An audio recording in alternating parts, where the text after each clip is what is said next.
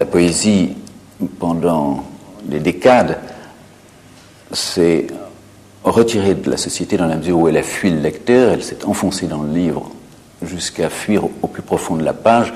Je pensais que tout de même, après tout, la poésie pouvait peut-être mériter mieux que cela, et qu'il fallait pour cela la reconnecter avec la société et donc faire au poème le chemin inverse de celui qu'il avait suivi. Au lieu de s'enfoncer dans la page, il fallait au contraire l'en arracher et le projeter vers l'extérieur, vers l'auditeur, vers le public. Hommage à Pavlov. Les machines, c'est Tinguely. L'aliment blanc, c'est Malaval. Les inclusions, c'est Armand. Les compressions, c'est César. Les emballages, c'est Christo. L'urinoir, c'est Duchamp. La merde en boîte, c'est Manzoni. Les bons mots, c'est Ben. Les monochromes bleus, c'est Klein. Les affiches, c'est Villeglé. Les photos d'enfance, c'est Boltanski. Les moulages, c'est Segal. Les pneus, c'est Stamfli. L'Algérie, c'est la France. Les aimants, c'est Takis. Les pénétrables, c'est Soto. Les tableaux pièges, c'est Speury. Les nanas, c'est Niki de Saint-Phal. Les bandes verticales, c'est Buren. Les bandes horizontales, c'est Mossé, ou Toroni, ou Parmentier. Le génie, c'est Dali. Le carré, c'est Malevitch. L'art brut, c'est Dubuffet. Marilyn, c'est Varol.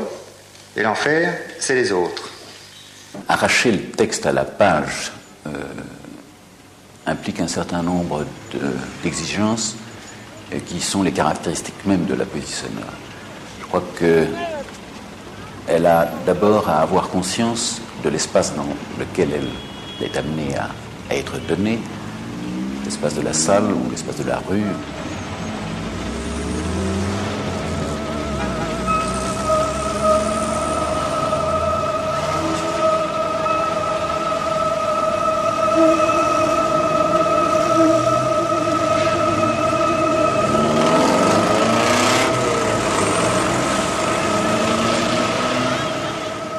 Deuxième coordonnée, c'est la durée.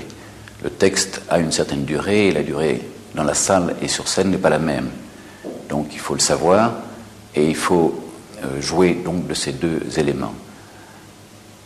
Ceci implique un troisième élément capital qui est la prise à bras-le-corps du texte et la retransmission physique du texte vers le public. Il y a autour de Vaduz des tziganes, il y a des Borceaux, il y a des habitants à Vintabrin, autour de Vaduz.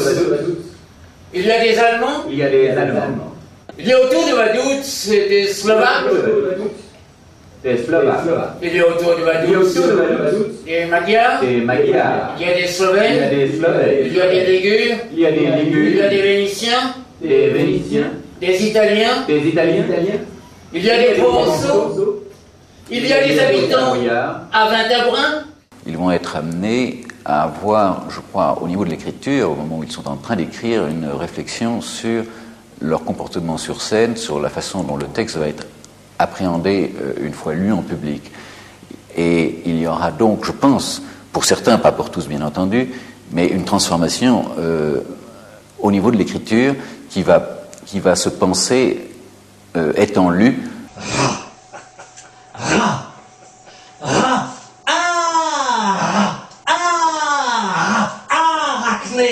Arrête ton cinéma, arrache-toi de là, nous v'là dans le beau rat.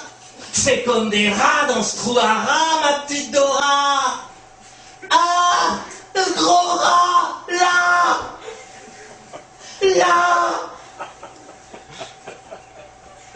le gros rat, là.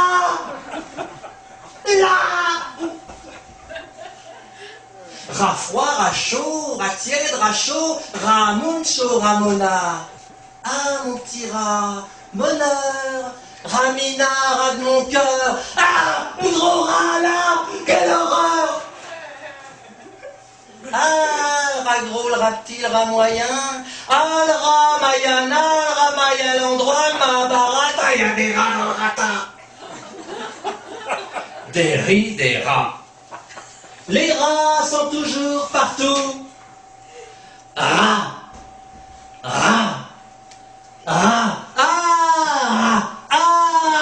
le rat au corps, le gros rat là, dans la gorge. mange.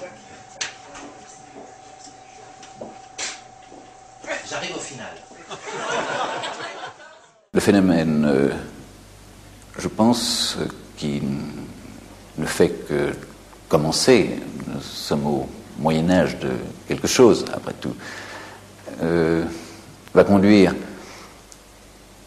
à une prise de conscience du son et de l'oralité beaucoup plus forte que jusqu'à présent, et peut-être conduire à une utilisation grandissante de la technologie. Un vent timide, un peu tendu, en attente suspendue s'atténue.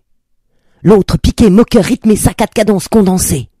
Jusqu'à la fin du XVIe siècle, toute lecture, même en son privé, était, paraît-il, articulée.